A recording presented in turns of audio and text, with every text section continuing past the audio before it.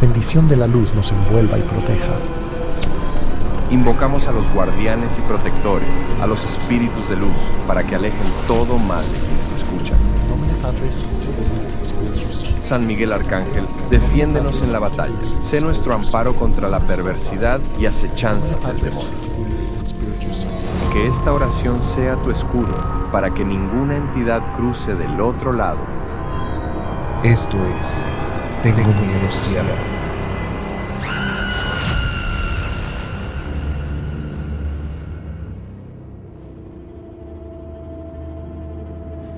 Bienvenidos al nuevo episodio de Tengo Miedo. Mi nombre es Antonio Corona. Gracias por acompañarnos. Gracias por sus comentarios. Debo confesarles algo. Me encantan las historias de terror. En este podcast les relataré 2 historias en cada episodio. Relatos que he encontrado en libros y sobre todo en internet. Historias que muchas personas aseguran que son reales y espero, sinceramente, los asusten. Este espacio no busca comprobar ni desmentir nada. Solo quiero que lo disfruten, que se dejen llevar. Y recuerden algo, a veces basta con que una sola historia sea cierta para entender que no estamos solos. Dicho esto, vamos pues con un poco de contexto para nuestra primera historia. Nos vamos a León, Guanajuato. El día domingo 4 de enero de 1990, en León, Guanajuato, daba principio la feria, motivo por el cual varias familias decidieron tomar el autobús que salía del Huizache, pasando por el Reparo, el Salto, el Saos, el Lindero y pasaba también por Santa Rita y otros ranchos. El camión iba lleno de pasajeros que se dirigían hacia el centro de León para realizar sus compras o vender sus productos. Llegando al Boulevard Hermanos Aldama, hay unas vías férreas. Se escuchó el silbato del tren. Una madre puso a su hija en sus piernas para que pudiera ver el tren, cuando de pronto el chofer del camión intentó ganarle el paso. El tren volvió a hacer sonar su silbato, el cual retumbó en todo el autobús y en los oídos de los pasajeros. De pronto, un fuerte golpe lanzó por el aire cuerpos, mercancías y partes del camión.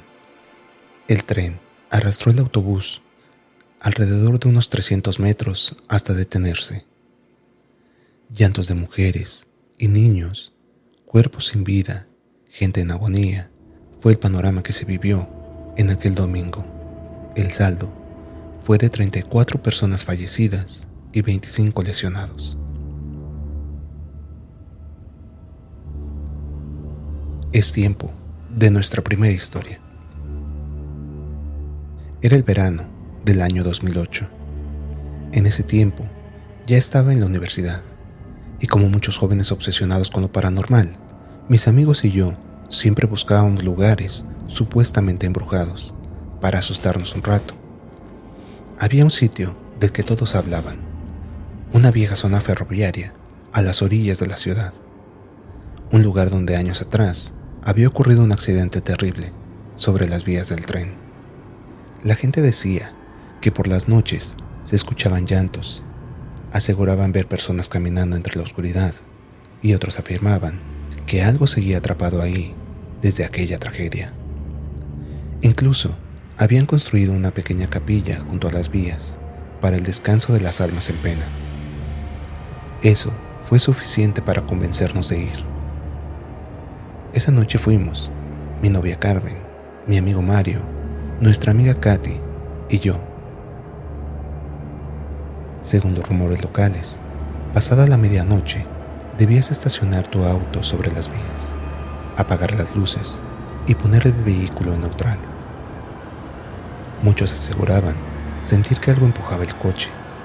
Otros decían haber encontrado pequeñas huellas de manos sobre la carrocería después de esperar unos minutos. Pero la verdadera prueba era caminar desde el puente hasta la pequeña capilla. Aproximadamente 300 metros de caminata totalmente en la oscuridad. Llegamos cerca de la 1 de la madrugada. No había autos, no había personas, nada. solo el sonido del viento pasando entre los arbustos y el crujir de metal oxidado de las vías. Estacionamos el coche sobre los rieles, apagamos las luces y pusimos el auto en neutral. Esperamos. 5 minutos. Nada ocurrió. Ni empujones, ni ruidos extraños. Mario comenzó a burlarse de las historias. Ya ven, puras tonterías. Así que decidimos seguir adelante. Dejamos el coche y comenzamos a caminar sobre las tablas de madera, entre los rieles. Después de unos 5 minutos, escuché algo detrás de nosotros.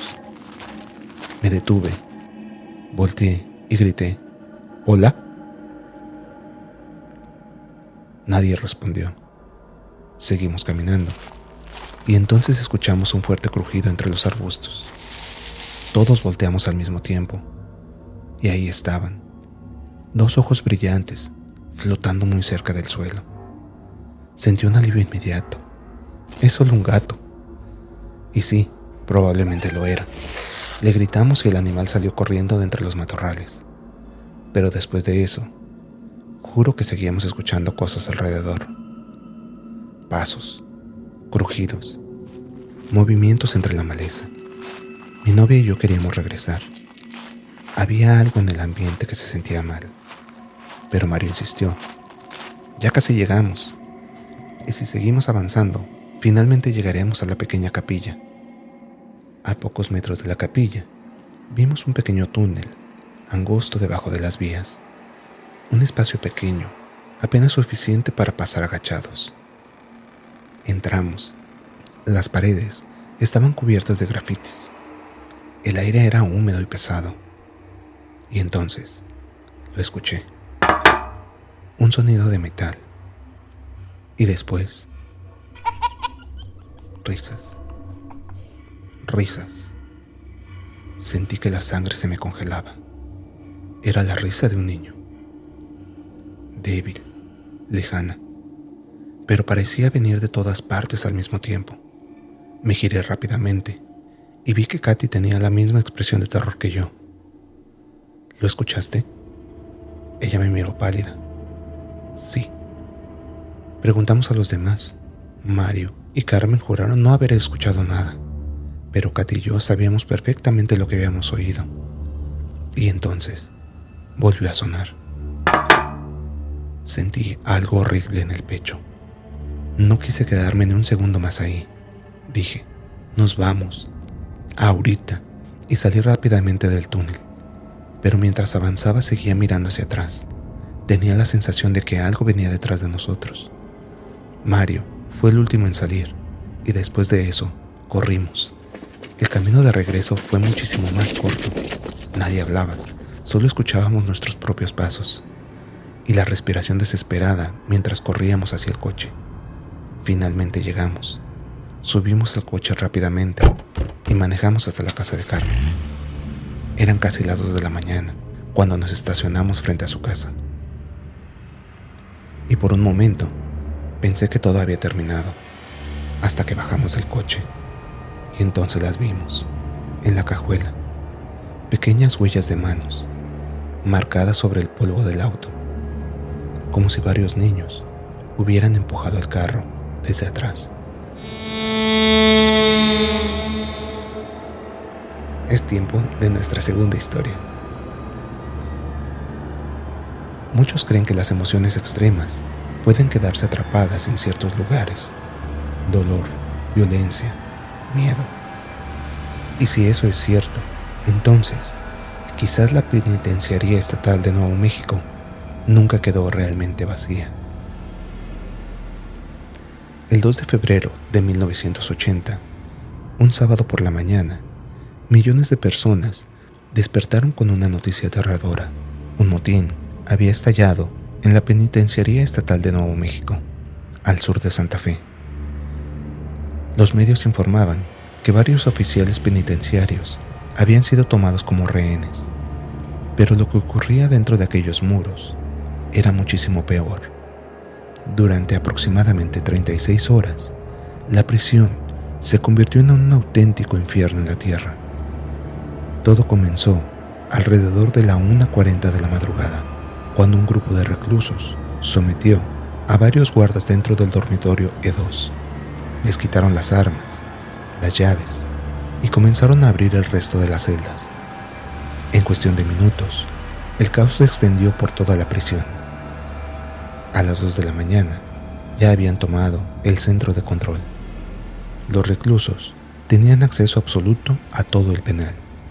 Y entonces comenzó la pesadilla. Lo que ocurrió después fue un nivel de violencia tan extremo que incluso hoy muchos sobrevivientes se niegan a hablar de ello. Durante el motín, 200 personas, entre reclusos y guardias, fueron brutalmente atacadas. 33 personas murieron. Otras muchas quedaron heridas o mutiladas de por vida. Un hombre fue decapitado, a otro le quemaron el rostro con un soplete. Algunos fueron golpeados hasta morir, otros fueron ahorcados y a varios les prendieron fuego. Y uno de los casos más perturbadores fue el de un recluso que le atravesaron la cabeza con una varilla metálica, de oreja a oreja. Cuando finalmente el motín terminó, gran parte de la prisión había quedado destruida.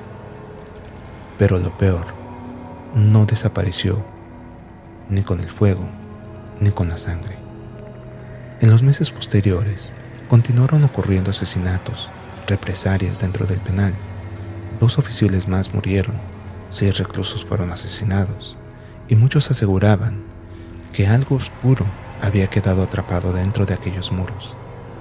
La prisión finalmente cerró en 1998, y al día de hoy funciona como un museo, pero quienes visitan el lugar aseguran que la antigua sección principal, especialmente donde ocurrió el motín, no se siente vacía.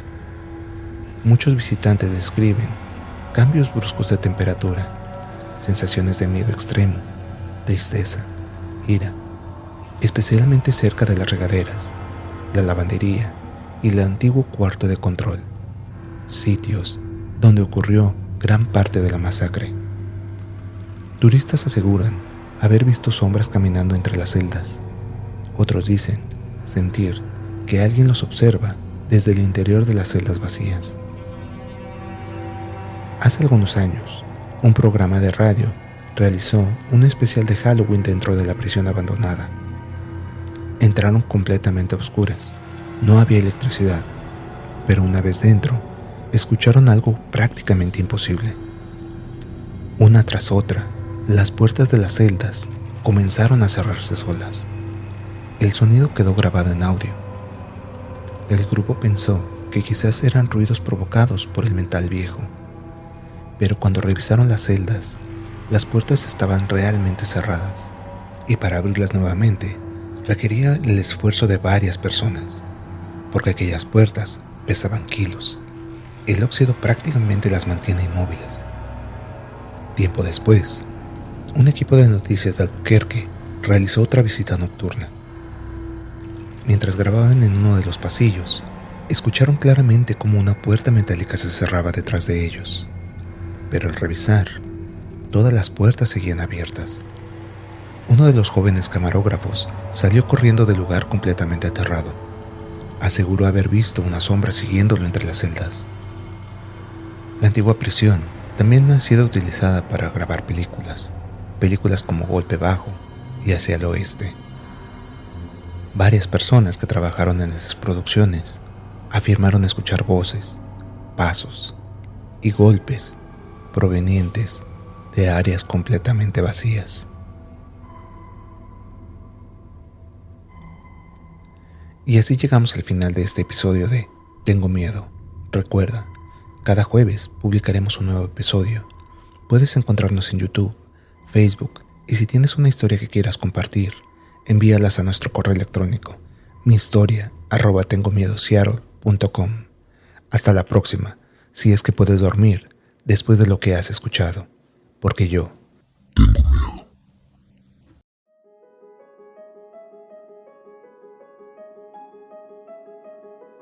¿Te has quedado con ganas de más escalofríos y suspenso? Suscríbete ahora mismo para no perderte ni un solo episodio de nuestro podcast y únete a nuestra comunidad de amantes del terror. Escúchanos en tu plataforma de podcast favorita.